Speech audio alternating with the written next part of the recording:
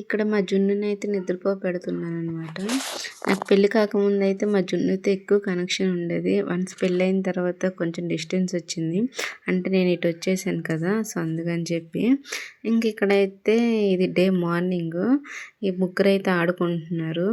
పెద్దక్క, చిన్నన్నయ్య, లాస్ట్ మా ఖుషి అనమాట. ఇంకా పాప అయితే మా జున్నుకి చిన్నప్పుడు మా అత్తయ్య గిఫ్ట్ ఇచ్చారు. సో, దాన్నైతే మా జున్ను పక్కన పెట్టే పడుకుంటాడు.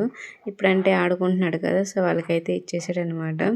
ఇక్కడ చెప్తున్నాడు మా పాప, మా పాప అనుకుంటూ. ఇంట్లో అయితే దాన్ని చూసుకుంటూ అమ్మ పాప, పాప అనుకుంటూ ఉంటాడు. ఇక్కడ వర్షం వచ్చినట్టుగా అనిపిస్తే పైకొచ్చాను. నాతో పాటు ఇంకా మా చిన్నోడు కూడా వస్తా అనేసి అంటే ఇంకా వాడిని కూడా తీసుకొచ్చాను. ఇక్కడ చూసారా తీసుకొచ్చిన కొద్దీ ఎలా ఉరుకుతున్నాడు అటు ఇటు. అందుకే భయం వేసి తొందరగా కిందకైతే వచ్చేసాను.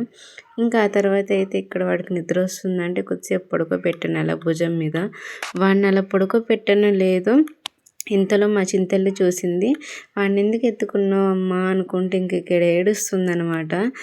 సర్లే అని చెప్పి వాడిని తీసుకెళ్ళి అమ్మ పక్కన పడుకోబెట్టాను. ఇక్కడ చూసారా ఎట్లా కొడుతుందో, నన్ను ఎత్తుకోకుండా ఎవరిని ఎత్తుకుంటున్నావు అన్నట్టుగా.